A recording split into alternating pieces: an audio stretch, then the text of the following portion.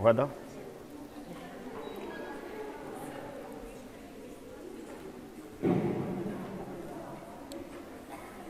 Alors, on commence le cours. C'est la physiopathologie des œdèmes des membres inférieurs.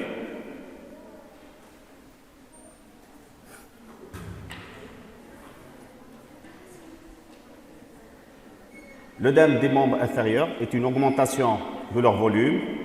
Il peut être localisé ou diffuse, uni ou bilatéral, et il correspond à une anomalie du secteur extracellulaire en rapport avec une rétention d'eau et du sodium dans les espaces interstitiels. Et cette augmentation de volume entraîne une atténuation puis une disparition des reliefs ostéomusculaires et tendineux.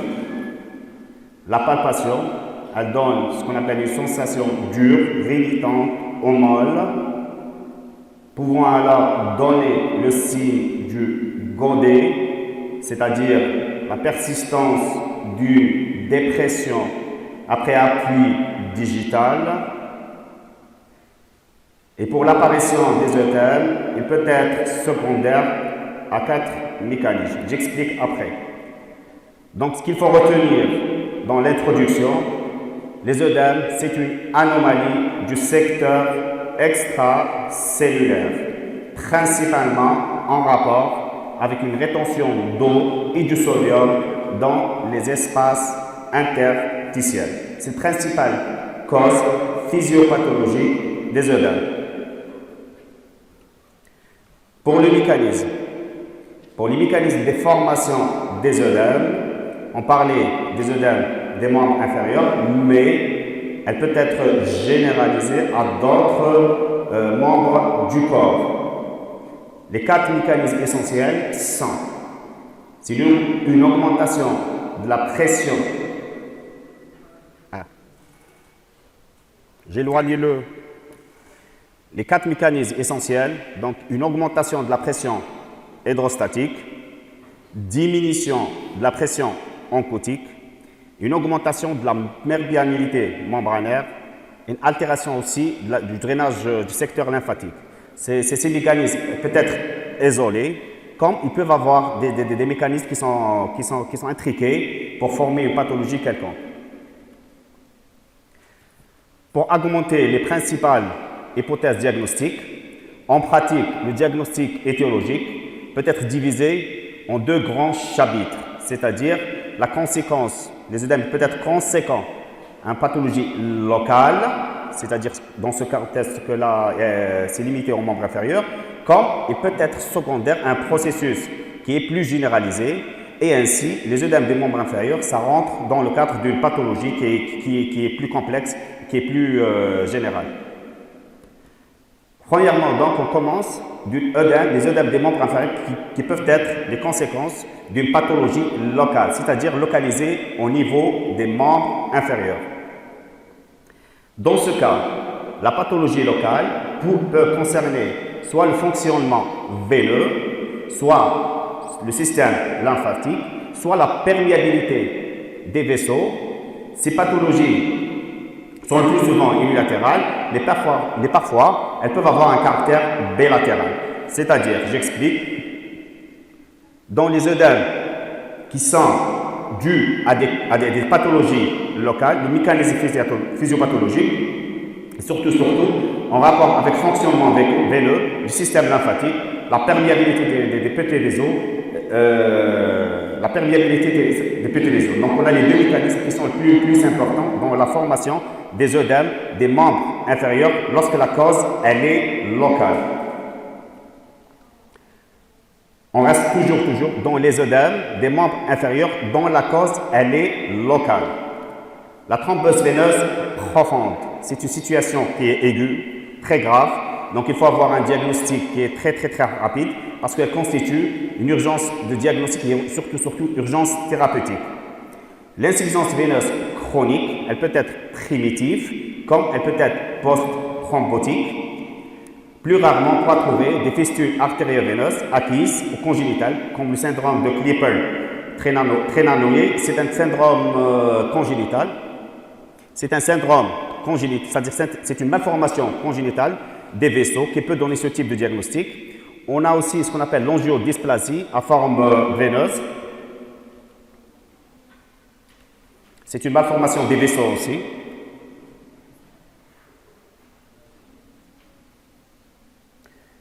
J'explique donc à les thromboses veineuses profondes.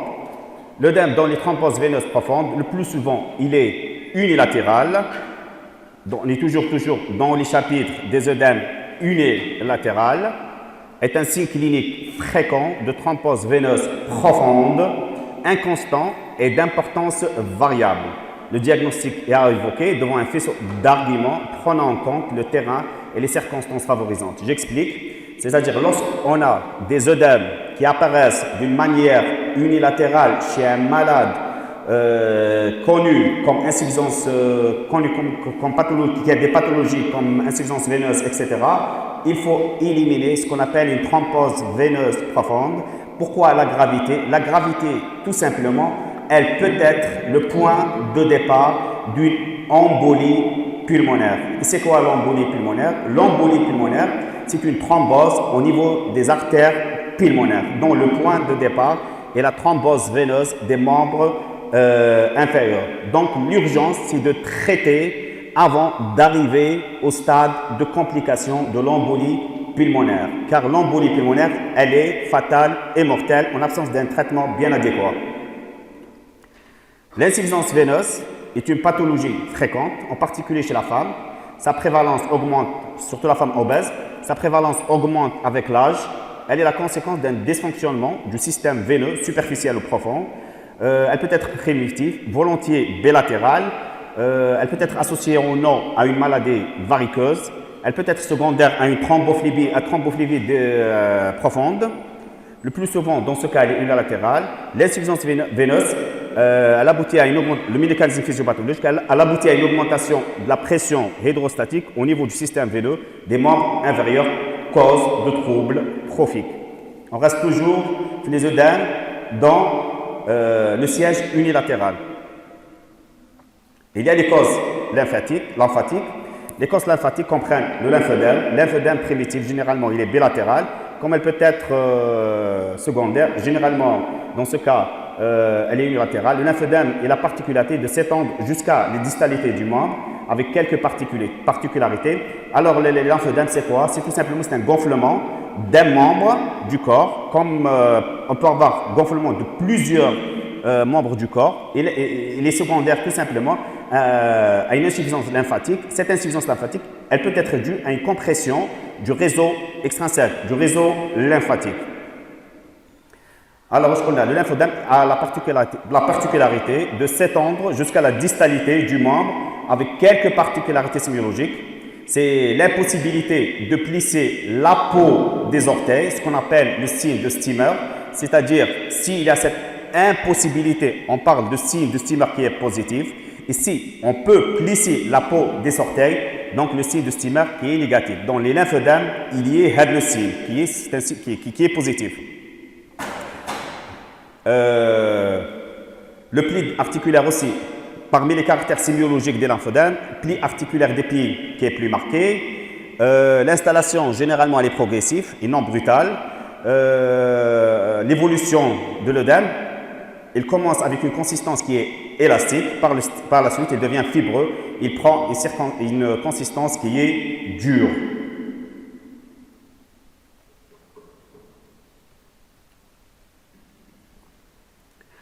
Le lymphodème primitif peut être présent à la naissance, apparaît chez la jeune.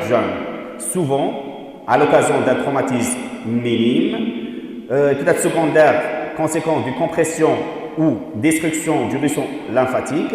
Il est le plus souvent, dans ce cas, lorsqu'il est secondaire, unilatéral et peut survenir tardivement. Et lorsque l'on constate un œdème, c'est-à-dire le gonflement, le membre qui est très important, il faut suspecter un obstacle sur la circulation lymphatique. La plupart du temps, elle est au niveau pelvien. Donc, qu'est-ce qu'il faut chercher? Il faut chercher des adénopathies inguinales ou crural qui peut obstruer le réseau lymphatique secondaire ainsi du lymphodème, qui peut être révélatrice les lymphodèmes elle-même, elle peut être révélatrice d'un lymphome. Et même faire tel qu'un examen, c'est le toucher pelvien à la recherche d'une masse tumorale et interroger aussi les patients sur leurs antécédents, surtout chirurgicaux et radiothérapie, qui peuvent expliquer l'apparition de lymphodème.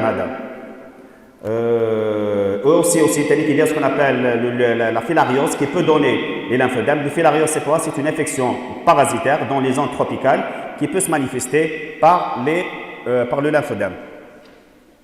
Le lymphodème, il faut retenir tout simplement, c'est une compression du réseau lymphatique qui va donner ce qu'on appelle l'insuffisance lymphatique. Après au petit chapitre 3, les troubles de la perméabilité des petits vaisseaux, les processus inflammatoires qui modifient la perméabilité capillaire peuvent être responsables d'œdèmes, le plus souvent unilatéral. Un œdème inflammatoire d'apparition aiguë doit faire évoquer ce qu'on appelle les récipèles ou la lymphongite. La lymphongite, c'est une infection du réseau lymphatique et souvent elle est d'origine strepto ou staph, qui associe souvent une fièvre. La fasciite nécrosante est une urgence médico-chirurgicale qui associe œdème douloureux rapidement extensif, une crépitation à la palpation, une altération de l'état général avec l'hyperthermie. Il faut penser à rechercher une piqûre d'insecte ou de serpent. Donc, dans les troubles de la perméabilité des petits vaisseaux, le diagnostic à faire craindre, c'est les infections. Les trois pratiquement diagnostics à éliminer, les récipèles, lymphongite, la fasciite nécrosante. Ici, l'urgence thérapeutique elle s'impose par l'antibiothérapie et le diagnostic il est principalement clinique. Le caractère plus ancien et persistant peut faire évoquer une maladie de Lyme.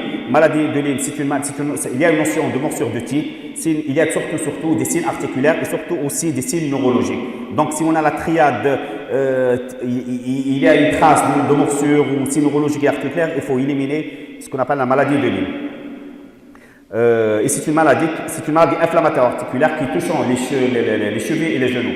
Donc, principalement, les troubles de la perméabilité de petits vaisseaux, c'est une inflammation ou infection donc, dont l'urgence thérapeutique est de mettre le malade sous antibiotiques.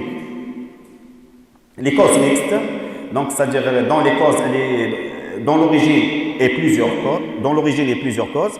Il y a les œdèmes post-opératoires survenant en particulier au décours des revascularisations chirurgicales qui ont une origine plurifactorielle associant à des degrés divers, agression veineuse et lymphatique, péropératoire et troubles de la perméabilité capillaire, cyclaire, des phénomènes ischémiques pré- et péropératoires. J'explique. Les causes mixtes généralement se voient dans les suites opératoires, surtout dans les types de chirurgie vasculaire.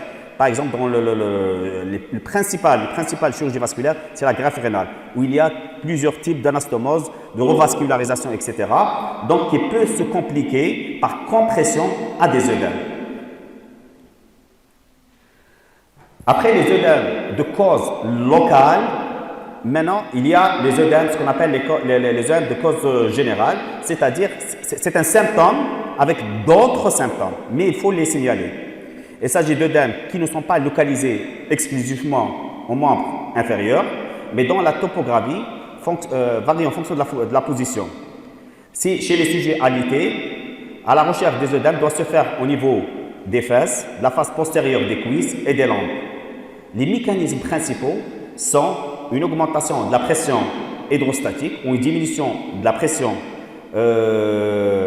oncotique, mais le mécanisme d'augmentation de la perméabilité capillaire, dans ce cas, des œdèmes de cause générale, il est rare. On évoquera systématiquement 5 types d'atteintes dont un des manifestations, c'est les œdèmes. Elle peut être d'origine cardiaque, rénale, hépatique, digestive, nutritionnelle.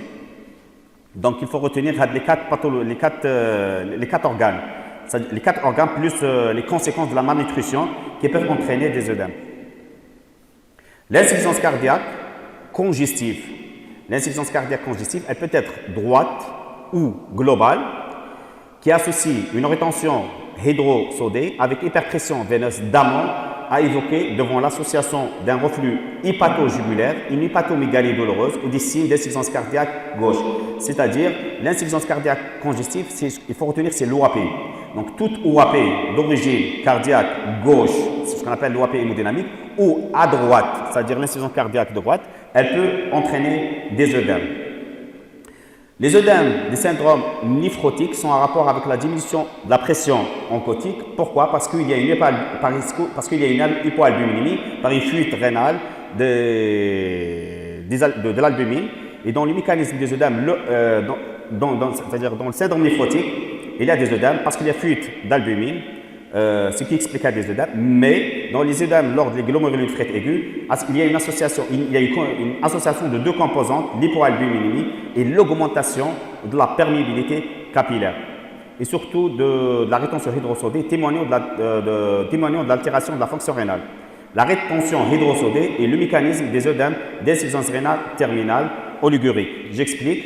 Dans l'insuffisance cardiaque, dans les causes générales, on commence par d'origine cardiaque. On a deux pathologies qu'il faut savoir quelle peut être l'origine des œdèmes. C'est l'insuffisance cardiaque droite ou l'insuffisance cardiaque gauche. L'insuffisance cardiaque droite, vous avez les signes à droite, plus les œdèmes des membres inférieurs. L'insuffisance cardiaque gauche, elle peut se manifester par des œdèmes des membres inférieurs, mais avec le signe le plus grave, c'est l'OAP. Donc, pour faire la différence entre gauche et droite. À gauche, c'est l'OAP, et à droite, on a les signes à droite, c'est-à-dire le reflux hépato-jugulaire qui est très perçu, voilà. Donc ça, c'est d'origine cardiaque. Dans le syndrome néphrotique, et la cause principale des œdèmes, c'est la diminution du taux de l'albumine au niveau sanguin, tout simplement parce qu'il y a une fuite d'albumine par le rein. Et dans les glomérulonéphrite, elle associe deux composantes dans la formation des œdèmes, l'hypoalbuminémie et une augmentation de la perméabilité capillaire. Donc là, rénale et cardiaque et rénale. Il y a les œdèmes de la cirrhose, sont en relation avec une hypoalbuminémie, mais cette hypoalbuminémie, elle est secondaire parce qu'il y a une insuffisance hépatique, donc le foie n'arrive pas à synthétiser tous les facteurs pour avoir une albuminémie qui est correcte. Donc les œdèmes de la cirrhose sont en relation avec une hypoalbuminémie par défaut de synthèse hépatique et par l'hypertension portale. Et s'associe fréquemment à une acide et des signes cliniques d'insuffisance hépatique ou d'hypertension portale. Les œdèmes des entéropathies exsudatifs, et entéropathies exsudatives, généralement les phénomènes inflammatoires au niveau intestinal, proviennent de la fuite digestive d'albumine.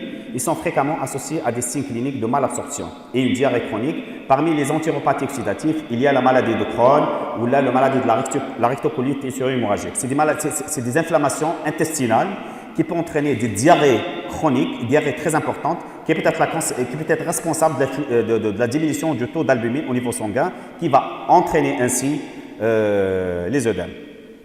On a les œdèmes d'origine nutritionnelle, c'est-à-dire qu'il y a un défaut extérieur d'apport en albumine. Les œdèmes d'origine nutritionnelle sont aussi liés à une albuminémie.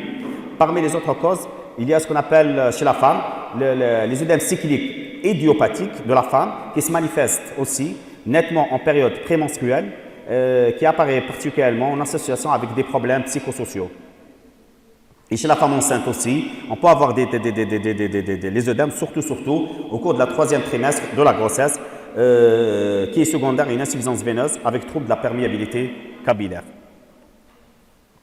Et il y a les œdèmes aussi chez le sujet âgé, qui sont souvent multifactoriels et peuvent notamment témoigner d'une insuffisance cardiaque, parce qu'avec l'âge, on aura une insuffisance cardiaque qui est potentielle, ou rénale, mais aussi avec un rapport avec une dénutrition ou une stase veineuse par l'immobilité.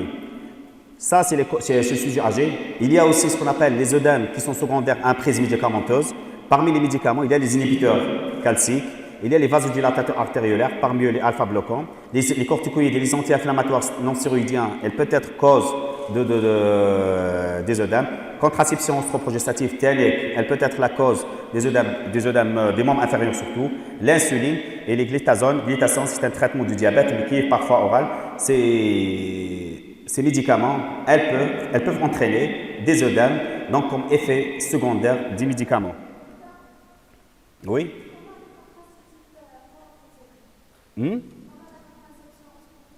Comment? Par la rétention. Le principal mécanisme de la survenue des œdèmes chez le sujet, c'est la rétention hydrosodée. C'est par rétention, c'est-à-dire c'est un traitement hormonal qui agit au niveau rénal. Donc, qu'est-ce qui se passe? Il y a cette rétention hydrosodée qui explique l'apparition des œdèmes. Pratiquement, gain les médicaments par le mécanisme et la rétention hydrosodée. Et donc, 90% des cas, le mécanisme des œdèmes, c'est la rétention hydrosodée.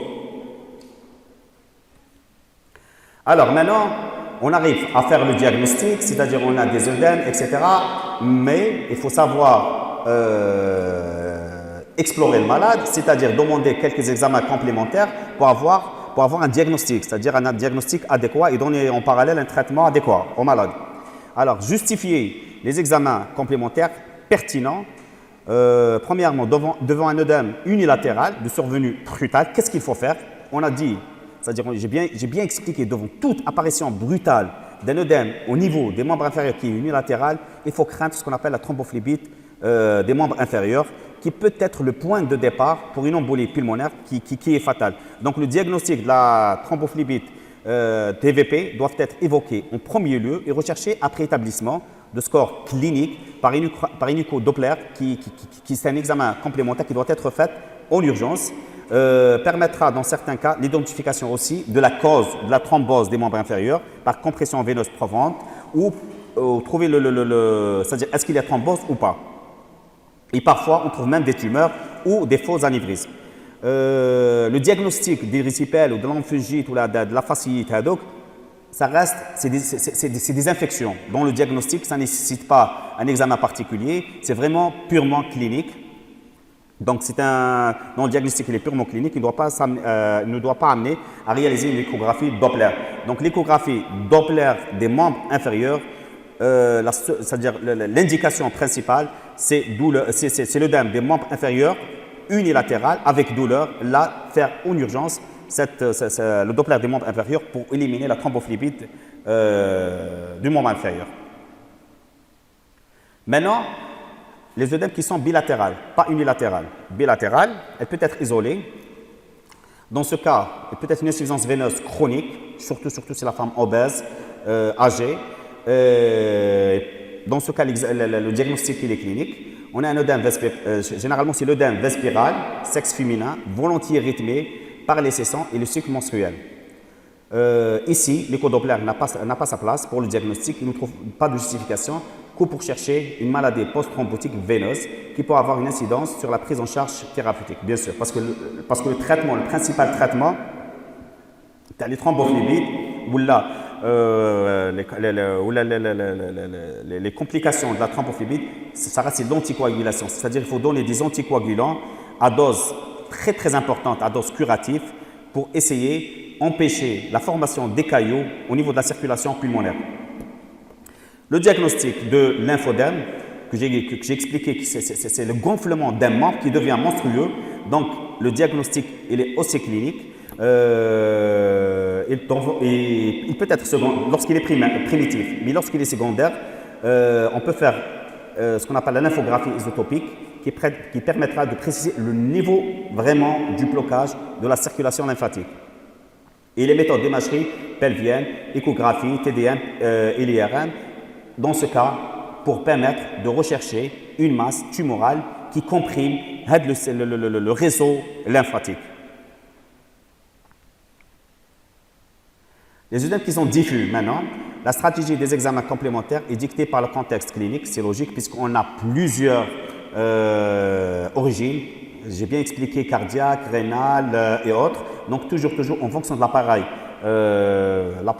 responsable, on oriente nos examens complémentaires. Devant un tableau d'insuffisance cardiaque droite au global, le diagnostic est avant tout clinique bien sûr, mais peut s'aider par un TDM, par radiothoracique pour trouver les signes d'OAP indirects, soit l'échographie d'acte cardiaque pour voir la fraction d'éjection cardiaque, elle est basse ou élevée, pour voir la contractilité du VG, du LOD. Donc, pour avoir sur la cinétique cardiaque, l'écho cardiaque, c'est pour avoir exactement la cinétique cardiaque et pour préciser est-ce que les œdèmes sont d'origine cardiaque ou pas. Le brin natriotique peptidique, c'est quoi le brin natriotique peptidique? Tout simplement, c'est un marqueur qui met le diagnostic, c'est-à-dire c'est des hormones hado, le brin natriotique, c'est-à-dire sur le taux d'absorption du sodium par le rein. Donc si il est élevé, donc il y a une rétention sodique qui est très importante, ce qu'on appelle le BNP.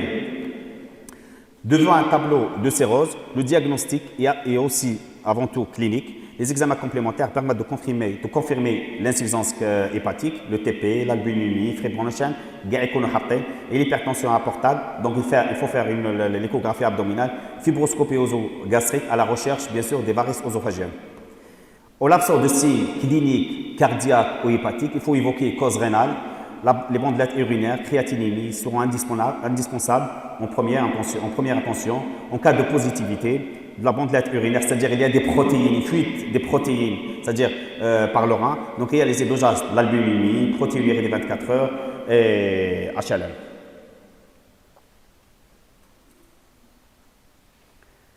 En l'absence d'orientation vers une cause cardiaque, hépatique ou rénale, il faut évoquer une entéropathie exudative, c'est-à-dire une maladie inflammatoire intestinale qui est l'origine de la fuite d'albumine et d'élimination d'albumine et malabsorption d'albumine, d'autant plus qu'il existe une diarrhée chronique ou une malabsorption. En présence d'un tableau d'amaigrissement majeur, les examens complémentaires permettront de quantifier le degré de la dénutrition. On demande l'albumine. Devant des œdèmes diffus, quelle que soit l'origine, il faut apprécier le ralentissement métabolique. On fait quelques examens biologiques, ionogramme sanguin, urinaire, osmolarité plasmatique, hématocrite, protéines totales et créatinémie. Avant de conclure avec les mécanismes généraux des physiopathologies, donc la conclusion, ça reste un cours qui est théorique, mais il faut savoir, pour les œdèmes, il peut être localisé au niveau des membres inférieurs, comme il peut être secondaire à un phénomène qui est plus général. Il y en a plusieurs causes par exemple, mais lorsqu'il est localisé au niveau des membres inférieurs, il faut éliminer ce qu'on appelle la thrombophlébite de membres inférieurs parce que ça reste la cause la plus mortelle. Les autres causes infectieuses, etc., c'est des causes on peut traiter avec les antibiotiques, etc., mais ça reste l'urgence ou urge vraiment, c'est vraiment la thrombophlébite des membres inférieurs. Lorsque les œdèmes qui rentrent dans le contexte d'une maladie générale, cardiaque, rénale ou autre, là, il faut traiter en fonction de la pathologie, c'est-à-dire si c'est cardiaque, il faut traiter l'insuffisance cardiaque, si c'est au niveau rénal, il faut traiter l'insuffisance rénale, si c'est syndrome néphrotique, il faut traiter le syndrome néphrotique. Les maladies excitatives, là, il faut traiter par les immunosuppresseurs les pathologies inflammatoires coliques. N'hésitez pas à donner de l'albumine pour corriger le taux. Donc, c'est en fonction de l'appareil qu'on va corriger les œdèmes. En général, on voit ici la circulation. Il y a la circulation à haute pression et la circulation à basse pression. La circulation à haute pression du sang, c'est au niveau artériolaire. Et la circulation à basse pression, c'est au niveau des vénules. Et entre les deux, il y a ce qu'on appelle les capillaires poraux, parce qu'il y a des pores. À partir des pores, il y a des échanges. Tu as les protéines, tu as les eaux et l'eau et l'électrolyte. Donc, il y a deux choses qui sont à comprendre. Le gradient de pression hydrostatique entre les artérioles et les vénules. Le sang arrive dans les artérioles à haute pression. Dans les capillaires, la pression diminue pour être basse dans les vénules. Donc, il y a d'une manière descendante dans la valeur de la pression entre les artérioles, les capillaires et les vénules.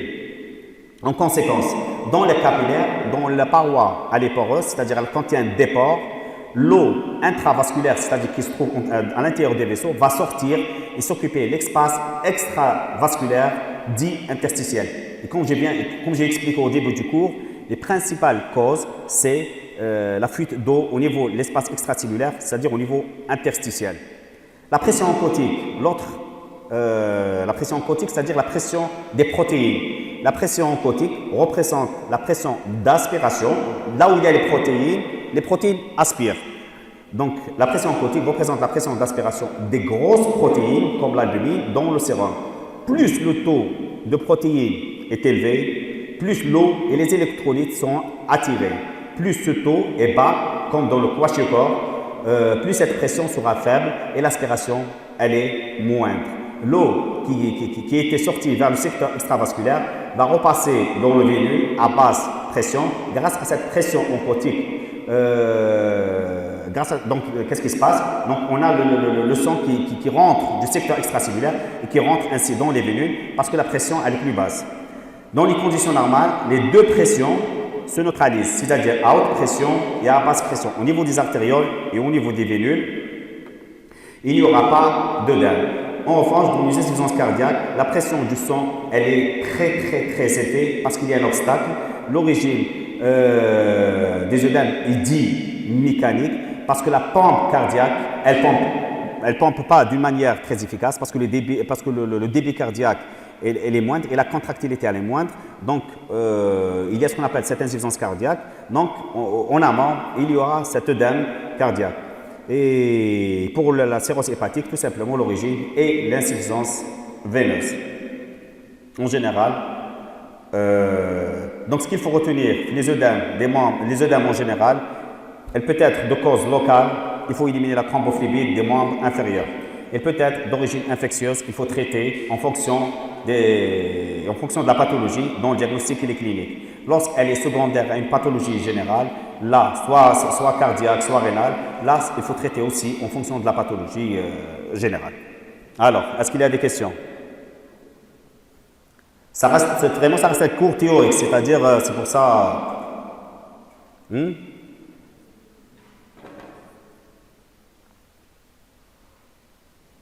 Est-ce que vous avez des questions?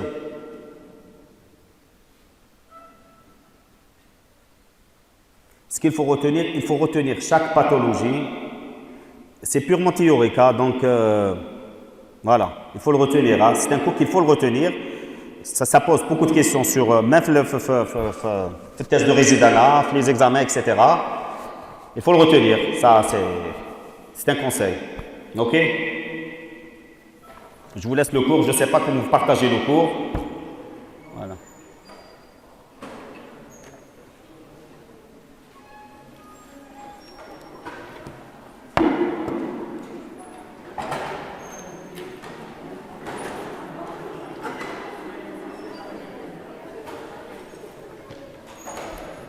C'est bon?